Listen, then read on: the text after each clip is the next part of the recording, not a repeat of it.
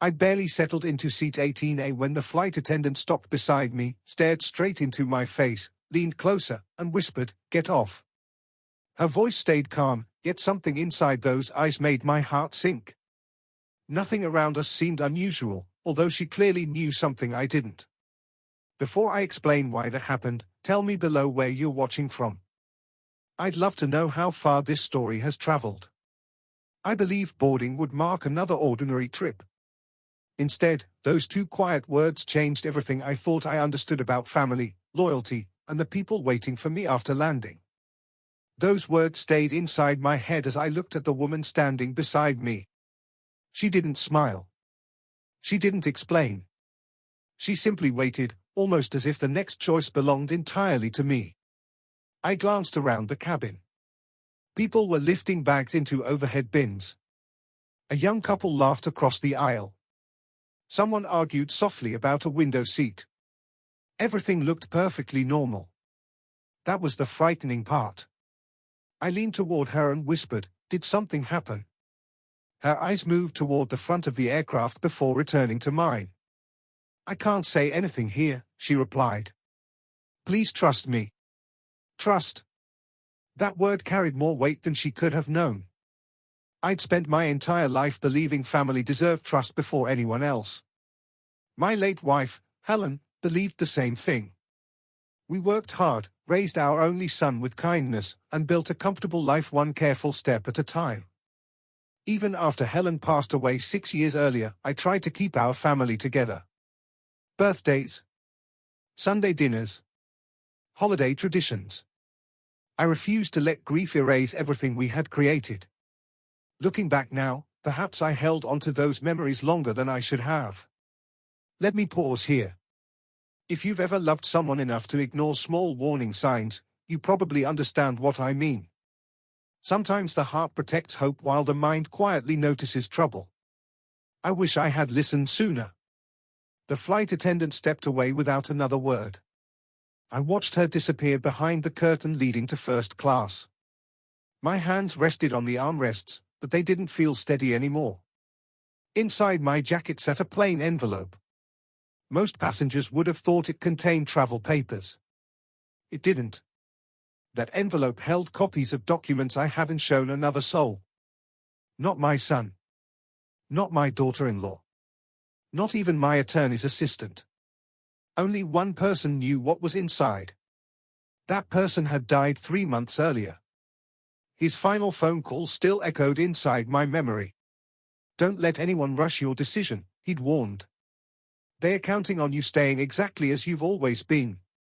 At the time, I thought he sounded overly cautious. Now I wasn't so sure. The cabin door remained open while the last passengers boarded. A sharply dressed man entered, carrying nothing except a leather briefcase. He walked slowly, confidently.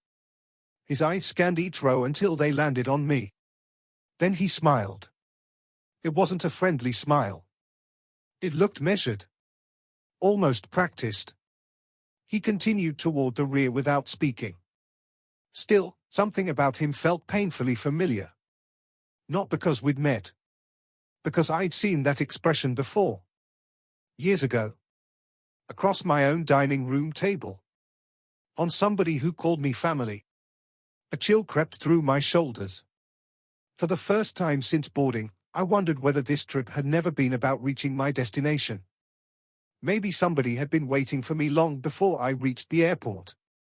That thought refused to leave me as I watched the man disappear toward the back of the aircraft.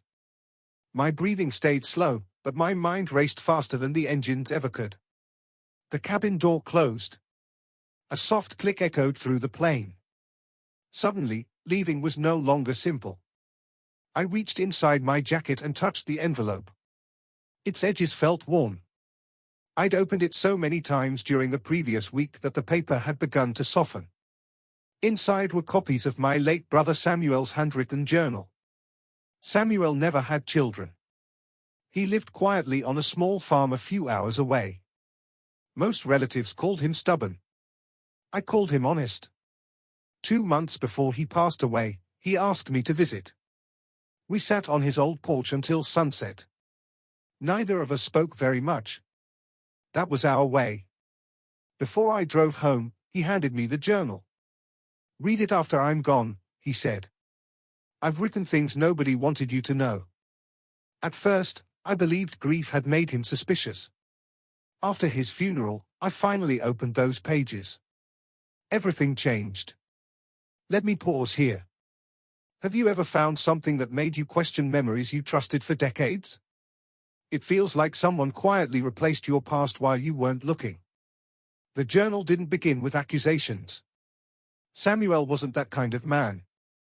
Instead, he wrote dates, names, conversations, small details, tiny pieces that meant almost nothing alone.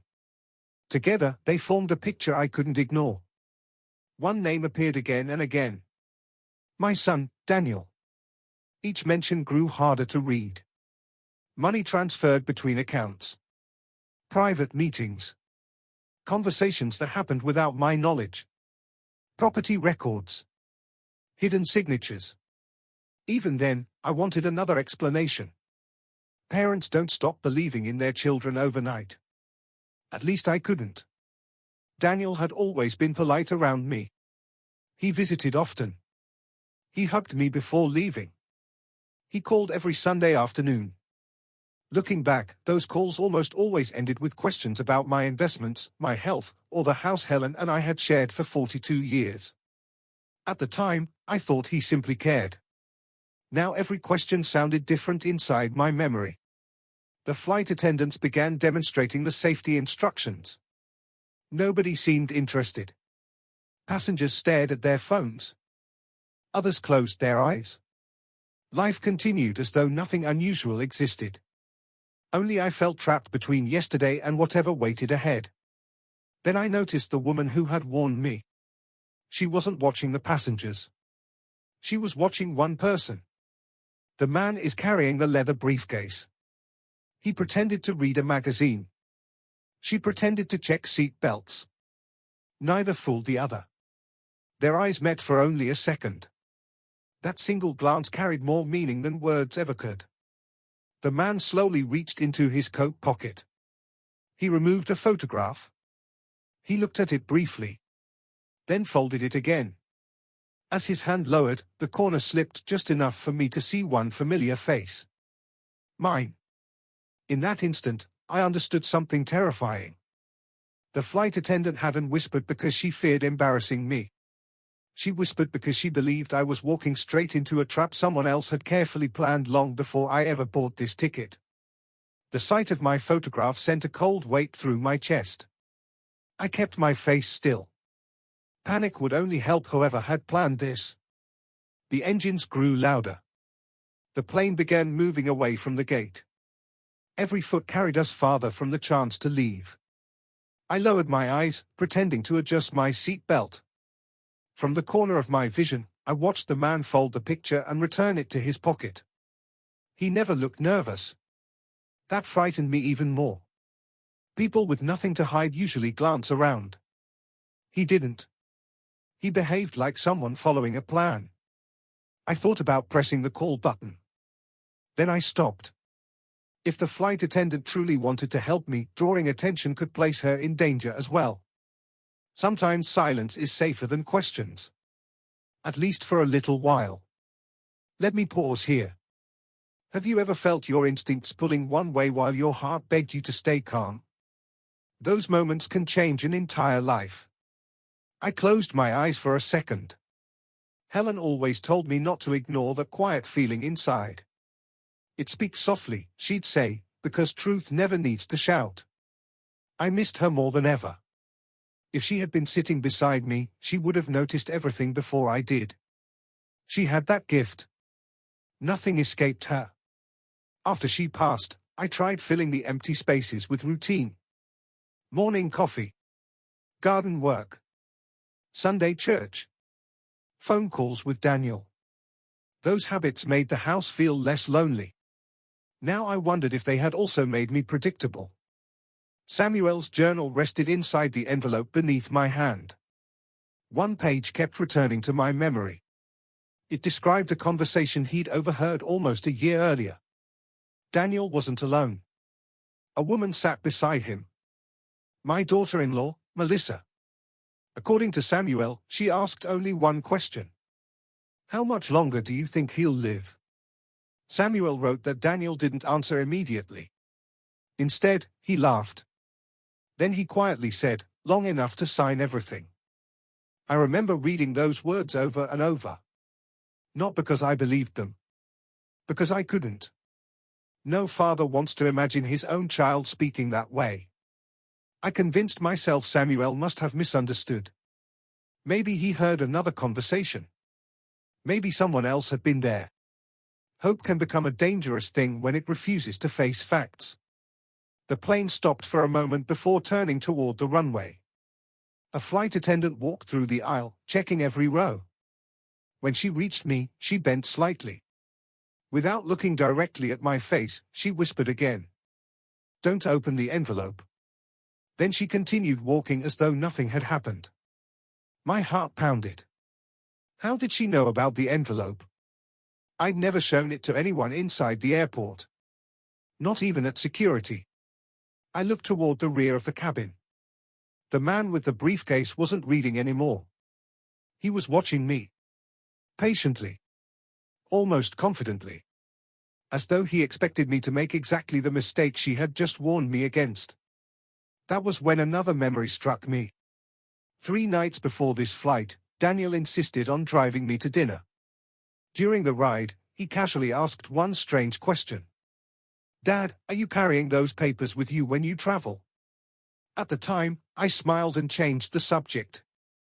Now I realized something I should have understood much sooner. He hadn't been making conversation. He had been checking whether the envelope was exactly where someone expected it to be. That memory settled heavily inside me as the aircraft turned onto the runway. Daniel's question no longer sounded harmless. It sounded rehearsed. The engines roared. My seat pressed gently against my back. Within seconds, the ground disappeared beneath us. There was no turning around now. Clouds drifted past my window. Most passengers relaxed once the climb ended. I couldn't. Every sound seemed sharper. Every movement demanded my attention. The flight attendant who had warned me stayed near the front of the cabin. She worked calmly. She smiled at travelers. She poured coffee. Nobody would have guessed she had whispered anything unusual only minutes earlier. I admired her courage. Helping a stranger carries risks. Helping someone who may already be in danger carries even greater risks. Let me pause here. Life has taught me that kindness often arrives quietly. The people who save us rarely announce themselves. I reached for the in-flight magazine. Not because I wanted to read it. I needed an excuse to look around without attracting attention. The man with the leather briefcase remained seated several rows behind me. He wasn't sleeping. He wasn't reading. He simply waited. Patient people usually know something others don't. That thought stayed with me. A beverage cart rolled slowly through the aisle. When it reached my row, the same flight attendant handed me a bottle of water. Our fingers touched for only a moment. She slipped something beneath the bottle. A folded napkin. I kept my expression unchanged. Thank you, I said. You're welcome, sir, she answered with a pleasant smile. Anyone watching would have believed it was an ordinary exchange. Only I knew better. I waited until the cart moved farther away. Then I unfolded the napkin beneath the tray table. 6 words appeared in careful blue ink. Don't trust anyone after landing. Nothing else. No name. No explanation. Just those 6 words. My pulse quickened. After landing. Not during the flight. That meant whatever danger surrounded me hadn't reached its final stage yet. I folded the napkin and slipped it into my pocket beside Samuel's journal. 2 warnings. 2 different moments. Both are pointing toward the same unseen threat. Suddenly, another piece of the puzzle returned to me. 3 weeks earlier, Melissa had insisted on planning this entire trip. She booked the ticket herself. She chose the airline. She selected my departure time. She even seemed unusually interested in my seat assignment. At the time, I thanked her for being thoughtful. Now every generous gesture looked different. Real concern doesn't usually come wrapped in so much planning. The captain announced smooth weather ahead. Passengers applauded softly. The cheerful mood inside the cabin felt strangely distant from the storm growing inside me. I looked through the small window. The sky stretched endlessly. Beautiful. Peaceful. Yet I had never felt more trapped. Then I noticed something that made my stomach tighten. The man behind me opened his briefcase just enough to remove a thin folder. A boarding pass rested inside. My eyes moved across the printed name. It wasn't his. It belonged to Daniel. For one terrible moment, everything became clear. My son hadn't known about this trip. He had planned to be on this very flight until something changed at the last possible moment, leaving another man to finish whatever Daniel had started. The name on that boarding pass refused to leave my mind. I looked away before the man noticed I had seen it, but the damage was already done. Daniel. My own son. His ticket had been prepared for this flight. If he wasn't sitting on the plane, then why had someone else taken his place? That question settled deep inside me. The answer felt too painful to accept. I stared out the window. The clouds rolled beneath us like fresh snow. Years ago, Helen loved looking outside during flights. She would squeeze my hand and smile. Everything seemed smaller from up here, she'd whisper. She was right. Arguments. Money. Pride. From the sky, none of it looked important. Yet those very things had torn my family apart without me seeing it happen. Let me pause here. Sometimes betrayal doesn't arrive with shouting or slammed doors. Sometimes it wears a warm smile and asks whether you've been taking your medicine. That's the kind you never expect. The seatbelt sign switched off. Passengers stood to stretch. Some walked toward the restrooms. Children laughed somewhere behind me. The ordinary sounds almost made me forget where I was. Almost. The man with the briefcase finally stood. He walked slowly toward the front of the aircraft. As he passed my row, he glanced at me for less than a second. Then he continued without speaking. I noticed something new. A small silver ring on his right hand. My heart skipped. I'd seen that ring before. Not on him. On Daniel. It had been a birthday gift from Melissa 5 years earlier. She said it represented loyalty. I remembered teasing my son because he never wore jewelry. After that day, he rarely removed it. So why was an unfamiliar man wearing the exact same ring? There had to be an explanation. I wanted one. I needed one. Still, every answer seemed to lead somewhere darker. The man disappeared behind the curtain near the galley. A minute later, the flight attendant who had warned me stepped into the same area. Neither returned for several minutes. When she finally emerged, her calm expression had changed. Only slightly. Most people wouldn't have noticed. I did. Her shoulders looked tense. She carried an empty coffee pot, yet her hands held it too tightly. As she passed my seat, she dropped a sugar packet onto my tray. It looked accidental. It wasn't. Written across the packet were 3 tiny words. He's watching you. I slipped it into my pocket before anyone else could see. 3 warnings now. Each one more urgent than the last. Whoever she feared wasn't finished. A voice suddenly interrupted my thoughts. Mind if I sit here for a minute? I looked up. An older gentleman stood beside the empty seat across the aisle. His friendly face carried the lines of someone who had lived a full life. I just need to stretch my legs, he said. I nodded politely. He smiled and lowered himself into the seat. For several moments, neither of us spoke.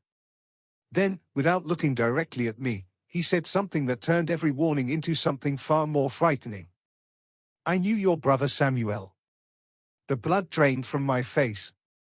I had told no one on this plane about Samuel. Not the flight attendant. Not a single passenger. Yet this stranger knew his name.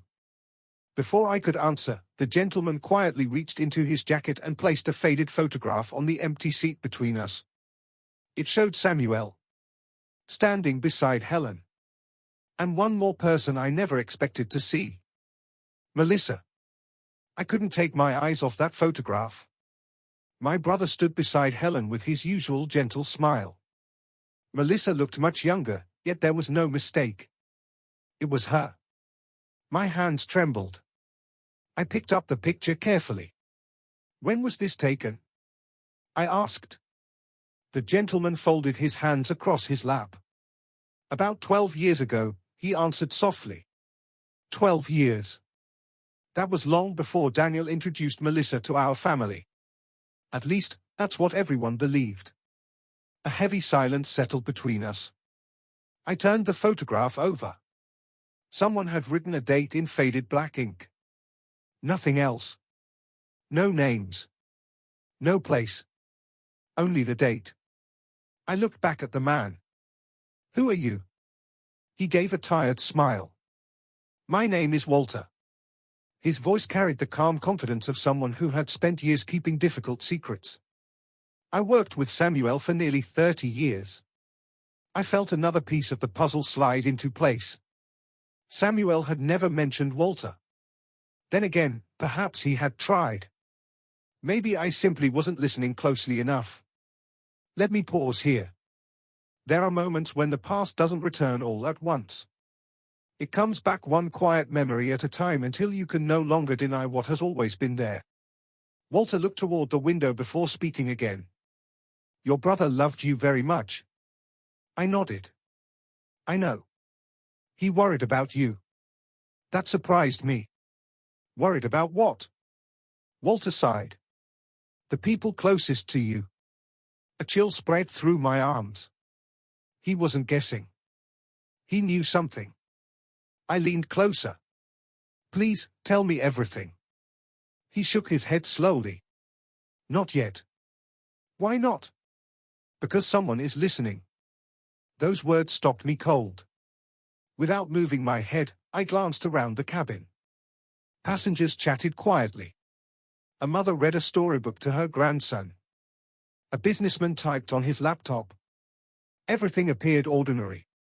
Still, I believed Walter. He had no reason to invent fear. The man with the leather briefcase returned from the front of the aircraft. As he walked past us, he gave Walter the briefest glance. Walter didn't react. Neither did the stranger. That tiny exchange lasted less than a second. It was enough. They recognized each other. Whether they were friends or enemies, I couldn't tell. Walter waited until the man disappeared toward the rear. Then he spoke again. Samuel asked me to watch over you if anything ever happened. My throat tightened. He expected this? Walter nodded once. He hoped he was wrong. I closed my eyes. Samuel had tried to protect me even after his own health began failing. Meanwhile, I had dismissed his concerns as the worries of an aging man. The guilt settled heavily inside me. Walter reached into his inside pocket. This time, he removed a small notebook. Its brown cover looked worn from years of use. I've carried this for a long time, he said. It belongs with you now. He placed it gently into my hands. Inside the front cover, I recognized Samuel's handwriting immediately. One sentence filled the page. If you're reading this, trust Walter before you trust your own family. My heart broke all over again. Before I could ask another question, the cabin speakers chimed. The captain announced unexpected turbulence ahead. Passengers fastened their seat belts. Walter looked directly into my eyes for the first time. You need to prepare yourself, he whispered. What you're about to learn isn't about your money. He paused. It's about why your family wanted you alive, just a little longer. Walter's final sentence echoed through my mind as the first wave of turbulence shook the aircraft. My fingers tightened around Samuel's notebook without even thinking. The seatbelt sign lit up again. Flight attendants quickly checked every row. Conversations faded. Even the children grew quiet. I looked at Walter. "What do you mean?" He didn't answer right away. Instead, he waited until the flight attendant passed our row. Only then did he lean closer. "Your brother discovered something before he died." I swallowed hard. "What was it?" Walter looked toward the aisle. "He found records your son believed had been destroyed." A cold feeling settled inside my stomach. Records of what? Money. I almost laughed. Not because it was funny. Because money had already caused enough pain. Walter slowly shook his head. "No." His voice became even quieter. "Not ordinary money." I frowned. "I don't understand." "You will." Those 3 words only deepened the mystery. Let me pause here. Life has a strange way of hiding the biggest truth behind the smallest details. You spend years chasing one answer. Then a single sentence changes every question. I opened Samuel's notebook. The first pages looked ordinary. Dates, addresses, telephone numbers, little notes written in the margins. Then I reached a folded sheet tucked between 2 pages. Across the top, Samuel had written only one sentence. "Find the lake house before they do." The lake house. I hadn't heard those words in nearly 20 years. Helen and I bought that place shortly after Daniel finished college. It wasn't expensive. Just a quiet cabin surrounded by tall trees and calm water. Our happiest summers lived there. Fishing at sunrise. Family dinners on the porch. Long evenings filled with laughter. After Helen passed away, I stopped visiting. The memories became too heavy. Daniel offered to maintain the property. I gratefully accepted. Now I wondered whether that had been my first mistake. Walter noticed the expression on my face. "You remember it?" "Of course." He nodded. "Good. What does the cabin have to do with any of this?" Before he could answer, another sharp jolt shook the plane. A suitcase shifted inside an overhead compartment. Someone gasped. The captain apologized over the speakers. Walter waited until the shaking eased. Samuel believed something was hidden there. I stared at him. "Hidden?" He nodded once. "Something your wife kept secret." "Helen." Hearing her name nearly took my breath away. Helen never lied to me. At least I didn't think she had. She believed honesty held a family together. Every memory I had of her pointed to that truth. Walter gently placed his hand over the notebook. "She didn't hide it from you because she doubted your love." "Then why?" "She feared someone else." I felt my heartbeat quicken. "Daniel?" Walter didn't answer. His silence told me enough. At that exact moment, the stranger with the leather briefcase stood again. This time, he wasn't looking at me. He was watching Walter. Slowly. Carefully. Almost as though he had been waiting for this conversation. Then he reached inside his jacket and pulled out his phone. He typed a short message. Seconds later, my own phone vibrated inside my pocket. I hadn't received a text since boarding. My hands felt strangely heavy as I unlocked the screen. The sender showed no name. Only an unknown number. The message contained just one sentence. "Ask Walter how Helen really died." The message blurred before my eyes. I read it again, hoping I had misunderstood the words.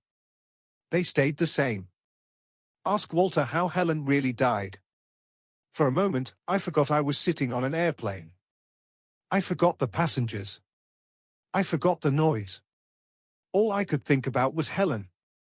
She had suffered a sudden heart attack. That's what everyone told me. That's what I believed. I slowly turned my phone toward Walter. He looked at the screen. The color drained from his face. "You received it," he whispered. "You knew someone would send this." Walter closed his eyes for a brief moment. I prayed they wouldn't. 100 questions rushed through my mind. What does it mean? He didn't answer. Instead, he looked toward the back of the cabin. The man with the leather briefcase was pretending to sleep. His eyes were closed. His breathing looked calm. Walter wasn't fooled. Neither was I. Let me pause here. The hardest lies aren't always spoken. Sometimes they're built from silence. Sometimes everyone around you simply agrees never to ask another question. Walter leaned closer. When Helen died, Samuel asked for the medical records. I frowned. Why? Because something didn't feel right. I felt my throat tighten. The doctors said her heart failed. Walter nodded. That's what the report said. You don't believe it? He took a slow breath. I believe the report was incomplete. Those words struck me harder than I expected. Helen had trusted her doctors. She rarely became sick. She exercised. She ate carefully. She still had plans for the future. None of it made sense anymore. Walter opened Samuel's notebook again. Several folded papers rested inside. He carefully removed one. It wasn't a medical report. It was a receipt. A pharmacy receipt. The date stopped me cold. It had been printed only 2 days before Helen passed away. Samuel found this inside her purse after the funeral, Walter said. I studied the list of medications. One name had been circled in blue ink. I didn't recognize it. I've never seen this before. You weren't supposed to. What do you mean? Walter lowered his voice. Helen was never prescribed that medicine. A chill ran through me. Then who bought it? That's the question Samuel spent years trying to answer. The plane became quiet again as the turbulence finally ended. Passengers returned to conversations. Someone laughed nearby. Normal life continued. Mine no longer felt normal. I looked down at the receipt once more. Near the bottom appeared the last 4 numbers of the payment card. Those numbers looked strangely familiar. I had seen them somewhere. Not recently. Years ago. Inside one of Daniel's old bank statements. My hands began to shake. No, I whispered. It can't be. Walter didn't interrupt. He let the truth find its own way. Memory after memory returned. Daniel insists on handling Helen's errands during her final week. Melissa is offering to organize every prescription bottle. Both of them told me to rest because they had everything under control. At the time, I felt grateful. Now those acts of kindness carried another meaning. Before I could speak again, the stranger behind us quietly stood. He walked into the aisle. As he passed my seat, he slipped a folded card onto my tray without breaking his stride. Nobody else noticed. I waited until he disappeared. Then I opened it. Inside was a single photograph. It showed Helen. She wasn't in a hospital. She wasn't at home. She was standing outside the lake house. And beside her stood the very same man carrying the leather briefcase. I stared at the photograph until the edges blurred. Helen stood beside the lake house wearing her favorite blue sweater. The stranger smiled next to her as though they had known each other for years. I couldn't believe it. I've never seen this man before, I whispered. Walter studied the picture. I have. My eyes lifted to his face. You know him? Walter nodded slowly. His name isn't important. Then what is? The reason Helen met him. That answer only deepened the mystery. I turned the photograph over. Another message had been written across the back. She was trying to protect you. My heart ached. Protect me from what? I looked at Walter again. If Helen knew this man, why didn't she tell me? Walter rested both hands on his knees. Because she believed you would do exactly what you're doing now. What do you mean? You would have trusted your family instead. His words hurt because they felt true. I always believed love could solve almost anything.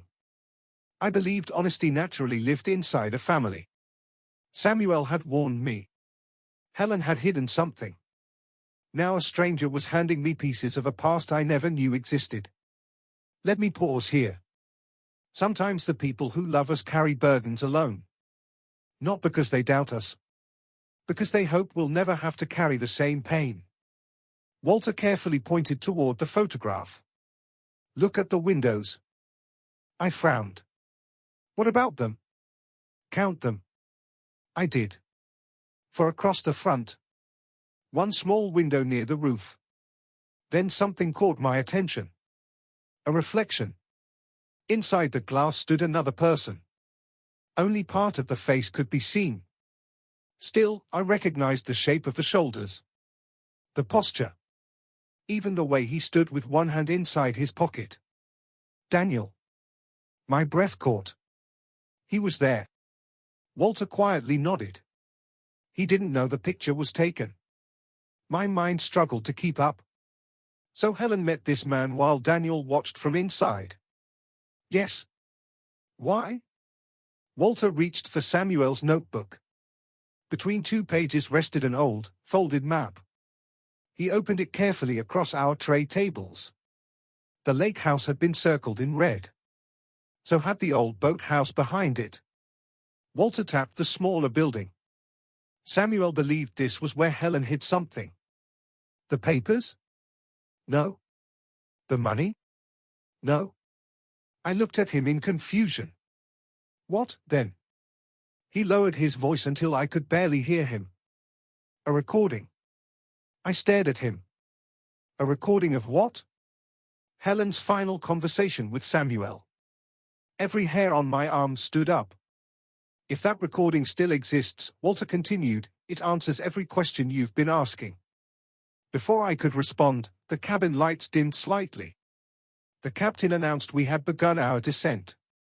Landing was less than 30 minutes away.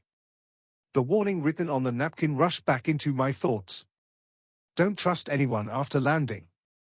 My pulse quickened. Time was running out. The stranger returned to his seat without looking at us. He seemed strangely relaxed now. Almost satisfied. That worried me more than anything. Confident people usually believe they are about to win. Walter folded the map and slipped it back inside the notebook. Then he looked directly into my eyes. When we leave this plane, someone will try to separate us. I felt the weight of every warning I'd received. What do we do? Walter answered without hesitation. We make sure your son never reaches the lake house before we do. Walter's words settled heavily between us as the airplane continued its slow descent. I looked out the window, but the clouds no longer seemed peaceful. They felt like a curtain hiding whatever waited below. My heartbeat stayed steady. My thoughts did not. If Daniel reached the lake house first, everything Samuel and Helen had tried to protect could disappear forever. I couldn't let that happen. Not now. Not after learning so much. The captain announced our arrival time. Less than 20 minutes remained. Every minute suddenly felt valuable. I slipped the photograph, the pharmacy receipt, and Samuel's notebook back inside my jacket. Each item carried another piece of the truth. Together, they told a story I still couldn't fully understand. Let me pause here. There comes a moment when fear no longer controls you. Not because the danger has disappeared. Because the truth becomes more important than comfort. Walter quietly nodded toward the aisle. Don't look immediately. I kept my eyes forward. What is it? The man with the briefcase is moving again. A few seconds later, I casually turned my head. He wasn't walking toward the restroom this time. He stopped beside a flight attendant I hadn't noticed before. She handed him a folded paper. He thanked her politely. The exchange lasted only a moment. Most passengers would have ignored it. I couldn't. The paper disappeared into his jacket. Walter frowned. That wasn't part of the plan. You know the crew. Only one person. The woman who warned me. He nodded once. She contacted Samuel months ago. I looked at him in surprise. She knew my brother? She owes him her life. I wanted to ask more. There wasn't enough time. The airplane dropped gently through another layer of clouds. Buildings slowly appeared beneath us. Roads. Cars. Neighborhoods. The ground looked close enough to touch. Walter took a careful breath. Listen to me. I gave him my full attention. When the doors open, stay behind me. Why? Because they'll expect you to panic. I won't. I know. His calm confidence reminded me of Samuel. Neither man wasted words. Neither spoke louder than necessary. Walter reached into his pocket once more.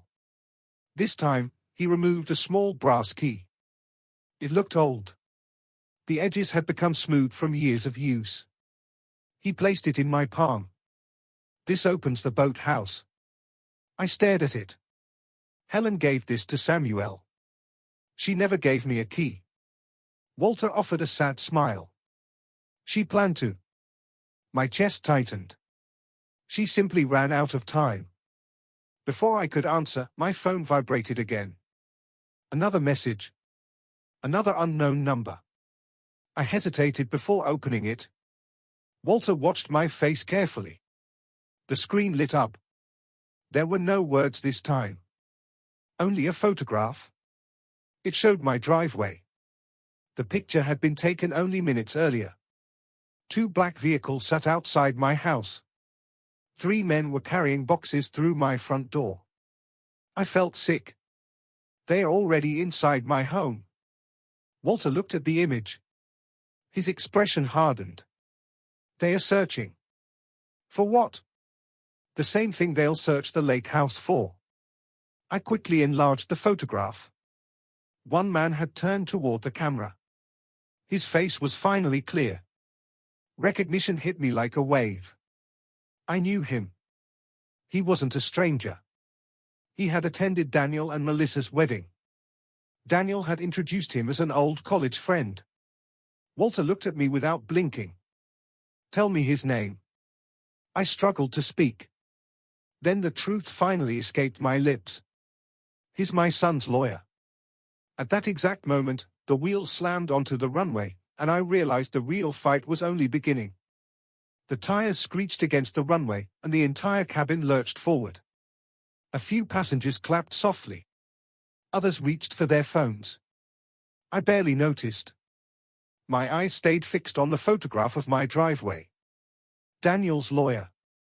The same man who had smiled beside my son during the wedding reception. The same man who toasted our family and wished us many happy years together. Now he was standing inside my home. Searching for something. Walter quietly folded my phone back toward me. They are running out of time. I looked at him. So are we. The engine slowed as the airplane rolled toward the terminal. Every second felt painfully slow.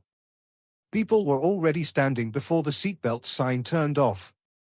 They reached for bags. They complained about the wait. They worried about connecting flights. I wished my greatest concern was missing another airplane. Instead, I wondered whether everything Helen and Samuel had protected was about to disappear forever. Let me pause here. Life has a strange sense of timing.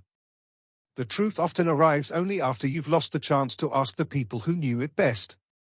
That is the hardest part to forgive. The seatbelt sign finally switched off. Passengers filled the aisle almost immediately. Walter remained seated. So do we just wait? I asked. He nodded.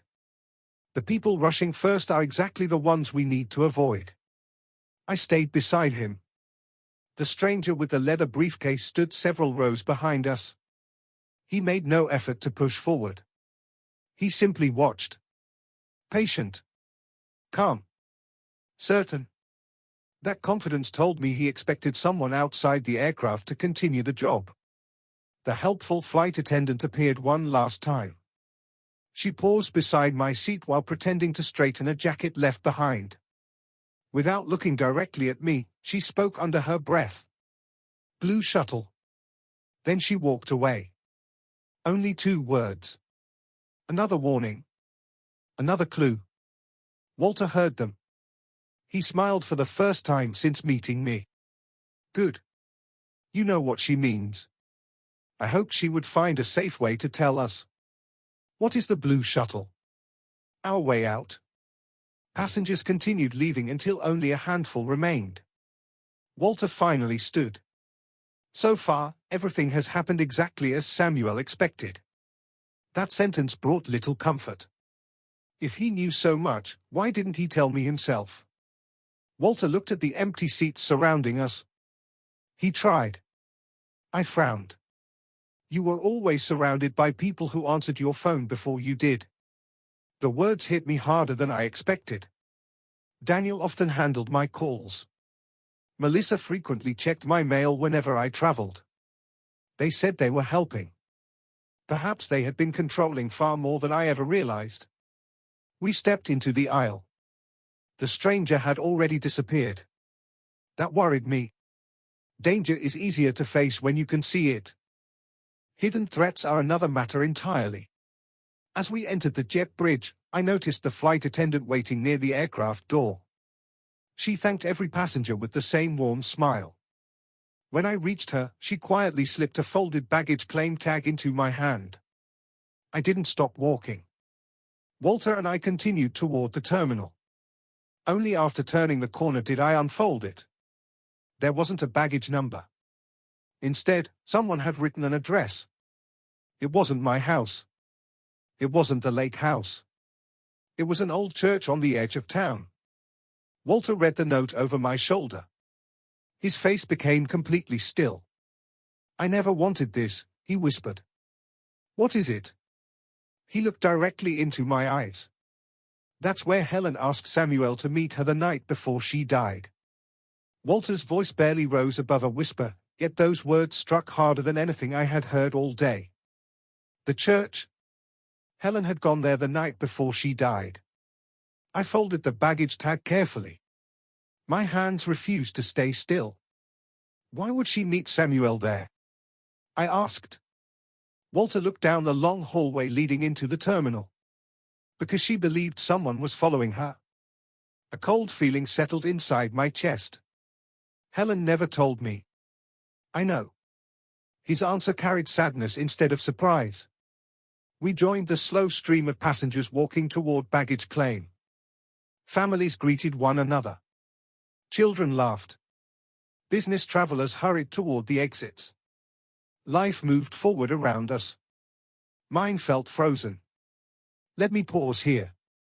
Looking back, I realized Helen had changed during her final months. Not in obvious ways. Only small ones.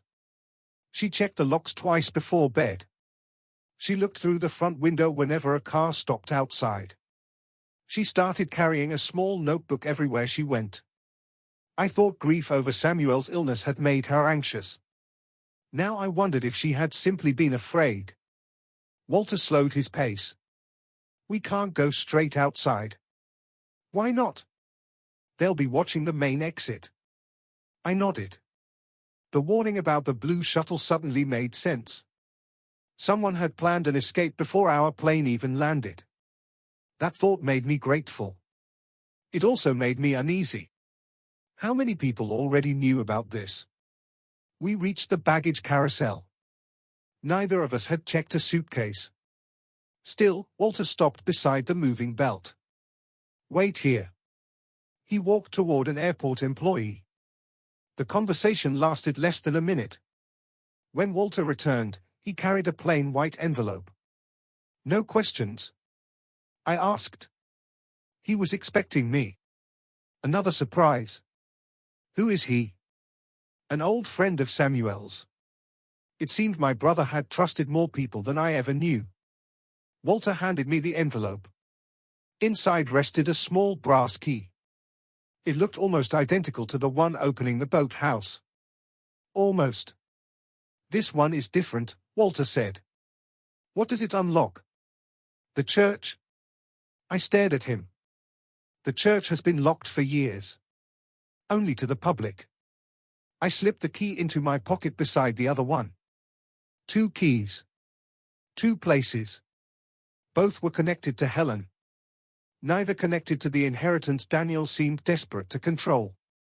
That couldn't be a coincidence. As we walked toward a side hallway, my phone rang. Not a message. A call. Daniel's name appeared on the screen. My finger hovered above the answer button. Walter quietly shook his head.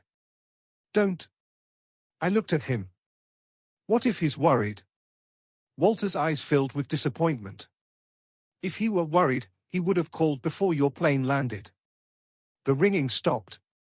Seconds later, another message arrived. Dad, where are you? I've been waiting at the airport for an hour. I stared at the words. An hour? That wasn't possible. We had only landed a few minutes earlier. The message wasn't just false. It was impossible. Walter noticed the time displayed beside the text. He wants you confused. So he knows I've landed. He knew long before the wheels touched the runway. Before I could reply, another person stepped into the hallway ahead of us. It was the same flight attendant. She had changed into ordinary clothes. Without saying a word, she handed Walter a set of car keys. Then she turned toward me. For the first time since we met, she spoke clearly enough for me to hear every word. Helen told me if you ever reached this day, you still wouldn't know who truly betrayed your family. My heart sank. I thought it was Daniel. She slowly shook her head. No. She looked straight into my eyes. Daniel was only following someone else's orders. The flight attendant's words stopped me where I stood. Daniel had betrayed me. Of that, I no longer had any doubt. Yet she was telling me someone else had been pulling the strings all along. I searched her face. Who? She glanced toward the busy terminal before answering. Not here. Walter stepped between us. We have to leave. She nodded once. They already know you've avoided the main exit. A chill ran through me. How could they know? They're watching the airport. Those words explained everything. The man with the briefcase. The messages. The strange warnings. None of it had happened by chance. Someone had planned every step. Let me pause here. The most dangerous people rarely raise their voices. They simply stay one move ahead until you believe every decision was your own. We hurried through a quiet service hallway. The airport sound slowly faded behind us. A blue shuttle waited beside a side entrance exactly where the flight attendant had promised. An elderly driver sat behind the wheel. He didn't ask our names. He simply unlocked the doors. Walter motioned for me to get inside. The flight attendant leaned toward my window before closing the door. You have 1 hour. 1 hour for what? Before they reach the church. Then she stepped back. The shuttle pulled away. Nobody spoke for several minutes. I watched the airport disappear behind us. My entire life had changed between takeoff and landing. Walter finally broke the silence. Helen trusted very few people. I know. You weren't one of them. His words hurt. I loved her. I never questioned that. Then why? Walter looked out his own window. Because she knew you always believed the best about everyone. I lowered my head. He was right. That had always been my greatest strength. Perhaps it had also become my greatest weakness. The driver turned onto a quiet country road. Tall trees lined both sides. The city slowly disappeared behind us. Walter opened Samuel's notebook again. Near the back rested one sealed envelope. Across the front, Helen had written my name. My heart nearly stopped. Why didn't you show me this before? Samuel instructed me not to. When? Until you understood your son wasn't acting alone. I carefully opened the envelope. Inside rested only one handwritten page. Helen's familiar writing filled every line. She apologized for keeping secrets. She wrote that she had discovered a meeting between Daniel, Melissa, and another person months before her death. She never wrote that person's name. Instead, she described one detail: a gold pocket watch with a cracked glass cover. I frowned. That sounded strangely familiar. I searched my memory. Church dinners. Holiday gatherings. Family birthdays. Then I remembered. Only one person in our family always carried an old gold pocket watch. Not Daniel. Not Melissa. Someone much older. Someone I had trusted for decades. Before I could speak, the driver suddenly looked into the rearview mirror. His calm expression disappeared. "They found us," he said quietly. I turned around. A black SUV had appeared behind the shuttle. It wasn't following traffic. It was following us. The distance between us grew smaller with every passing second. Walter looked at the approaching vehicle. Then he slowly closed Samuel's notebook. "They know where we're going now." I gripped Helen's letter tightly. "Whoever is inside that SUV." My voice almost failed me. "They are the ones who don't want me reaching the church alive." The black SUV stayed behind us as the road curved through the trees. It never tried to pass. It never dropped back. It simply followed at the same steady distance. That frightened me more than speeding would have. People who rush usually make mistakes. These people weren't rushing. They were waiting. The driver tightened both hands around the steering wheel. "They've been trained," he said quietly. I looked at Walter. "Who are they?" "I don't know every name." "You know enough." Walter gave a slow nod.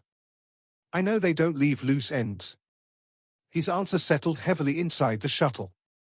Outside, the afternoon sun slipped behind thick clouds. The road grew darker. Even the trees seemed to close around us.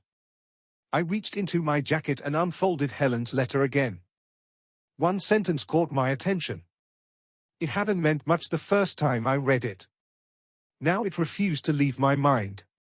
"Trust the keeper, not the owner." "What does this mean?" I asked. Walter smiled sadly. Helen always hid clues inside ordinary sentences. "So who's the keeper?"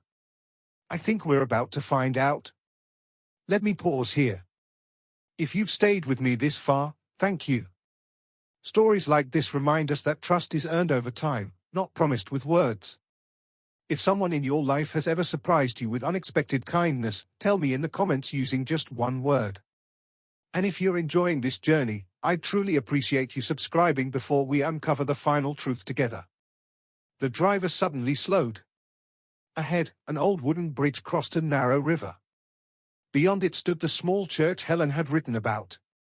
Its white paint had faded. The bell tower leaned slightly to one side. Time had touched every corner of the building. The black SUV stopped on the opposite side of the bridge. Its engine remained running. Nobody stepped out. "They are waiting," I whispered. Walter nodded. "They don't want witnesses." The driver turned toward us. "I'll block the bridge if I have to." "You could get hurt," I said. He offered a gentle smile. "Samuel once saved my son." For a moment, nobody spoke. The kindness of strangers continued to protect me while my own family seemed determined to destroy everything Helen and I had built. Walter handed me the brass church key. "You must go inside." "What about you?" "I'll keep them busy." I shook my head. "I'm not leaving you. You don't have a choice." His voice remained calm. "If Helen hid the truth here, it belongs in your hands." The church stood only a short walk away. Yet it felt farther than any place I had ever traveled. I stepped from the shuttle. The cool wind carried the smell of rain. Behind me, the car doors of the SUV slowly opened. 3 figures climbed out. One wore a long dark coat. Another carried a small black case. The third man stood perfectly still. Even from that distance, one detail caught my eye. A gold pocket watch hung from his vest.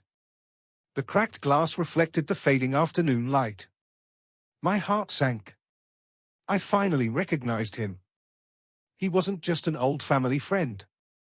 He had stood beside me at Helen's funeral. He had comforted Daniel.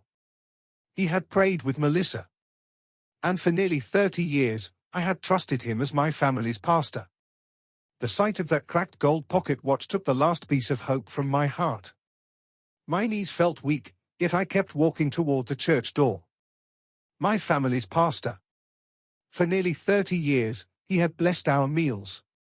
He had baptized Daniel. He had buried Helen. He had stood beside me through every season of my life. Now he stood across the bridge, leading the people who wanted the truth buried forever. The pastor raised one hand. "Thomas," he called. His voice sounded warm. Almost fatherly. "Let's talk." I didn't answer. Walter stepped beside me. "Keep going." I slid the brass key into the old lock. For one terrible second, it refused to turn. Then I tried again. The lock clicked. The heavy wooden door slowly opened. Cold air drifted from inside. Dust floated through narrow beams of light. The church looked exactly as I remembered. Simple. Quiet. Peaceful. Only today, peace felt impossible. Let me pause here. The people who betray us most deeply are often the ones we never think to question. That is why truth sometimes waits patiently for years before anyone is ready to face it.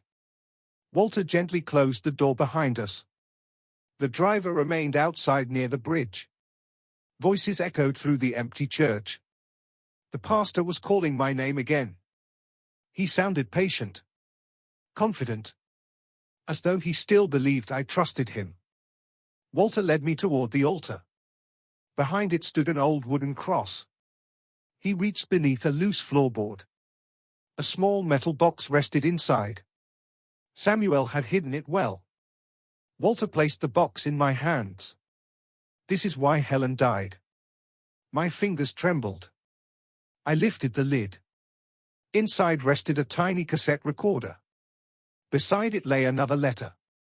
Helen's handwriting covered the envelope. "Play this first." Walter found an old tape player inside a nearby cabinet. He connected the recorder. The machine clicked. Static filled the room. Then Helen's voice broke the silence. "If you're hearing this, I couldn't protect all of us." Tears filled my eyes. It had been 6 years since I heard her speak. I discovered Pastor Michael convincing Daniel that our inheritance belonged to God's work, she continued. He promised donations would honor our family. Her breathing sounded uneven. But the money was never meant for the church. The recording paused briefly. I followed them to this building. Another pause. I heard Pastor Michael tell Daniel something I will never forget. A man's voice suddenly entered the recording. It was unmistakable. "You'll receive your share after your father signs everything." My heart shattered. Daniel answered. "What if Mom tells him?" The pastor laughed softly. "She won't have the chance." The recording ended. Silence filled the church. Nobody moved. Nobody spoke. Every lie. Every warning. Every secret. They all pointed to one terrible truth. Helen hadn't been protecting hidden money. She had been protecting evidence. Walter quietly handed me the second envelope. Inside rested Helen's signed will. It was dated 3 days before her death. The entire estate had been left to a charitable foundation helping widows and veterans. Daniel inherited nothing. Melissa inherited nothing. The pastor received nothing. Only one sentence had been added beneath Helen's signature. "Thomas, forgive our son if he truly repents, but never surrender the truth." Before I could even fold the will, the church doors burst open. Pastor Michael stepped inside. He looked directly at the papers in my hands. Then he smiled. I was hoping you'd find those before the police arrived. I finally understood that the greatest inheritance wasn't wealth. It was true. Helen and Samuel gave everything to protect it, and now it was my turn. Thank you for walking this journey with me. If this story touched your heart, please subscribe to another unforgettable family mystery next time.